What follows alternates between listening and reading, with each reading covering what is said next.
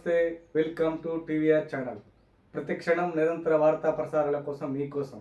మాట్లాడితే ఒక విషయం చెప్తాడు. మేము ఉండేటప్పుడు 20,000 రూపాయలు ఉండేది, చంద్రబాబు నాయుడు వచ్చాక 13,000కి తగ్గిపోయిందని చెప్పి మాట్లాడుతున్నాడు. ఇది నేను సొంత కవిత్వం కాదు, ఇది ఆన్ రికార్డ్. ఏ డిపార్ట్మెంట్ దైనా సరే రికార్డు ఉంటుంది. గత 10 సంవత్సరాలు మిర్చి ధరలను తీసుకున్నాను ఒకసారి. 2015-16 నుంచి 2024-25 వరకు ఏ సంవత్సరం ఎంత ధర మిర్చికి ఉందని అన్ని సంవత్సరాలు చూస్తే మాక్సిమం 11,000 నుంచి 13,600 వరకు ఉంది. 2 సంవత్సరాలు 2022-23, 23-24 ఒక సంవత్సరం 20,500, ఒక సంవత్సరం 20,000 ఉంది. ఇది నేను ఏదో 13,000 ఉంది, 14,000 ఉంది, రైతుకి ఇప్పుడు ఇచ్చేస్తున్నామని చెప్పి నేను ప్రభుత్వం తరపున చెప్పడానికి సిద్ధంగా లేను. ఈ రోజు మిర్చి రైతు ఇబ్బందుల్లో ఉన్నాడు. ఎందుకంటే ఆ రోజుకి ఈ రోజుకి పెట్టుబడులు పెరిగాయి, పెస్టిసైడ్స్ రేట్స్ అన్ని పెరిగాయి, కూలీల రేట్లు పెరిగాయి. ఇబ్బందులు ఉన్నటువంటి విషయం కూడా ఈ రోజు మేము గ్రహించాం.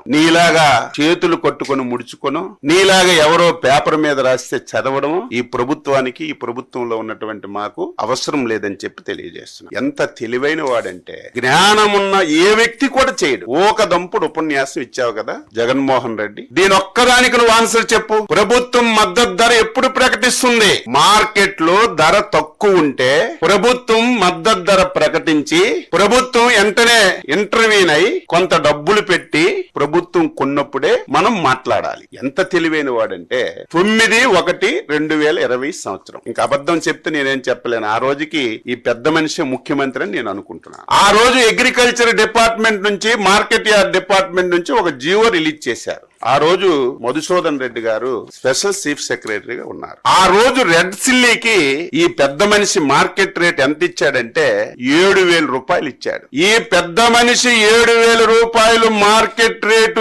జీవో రిలీజ్ చేసిన నాటికి గుంటూరు మార్కెట్ యార్డ్ లో రేటు 12,000 రూపాయలు ఉంది. ఇటువంటి పిచ్చి పనులు నువ్వు చేసి, ఇటువంటి దారుణాలు చేసి ఈ రోజు రైతు మీద గగ్గోలు పెడుతుంటే ఎవడు నమ్ముతాడని చెప్పి నేను తెలియజేస్తున్నాను.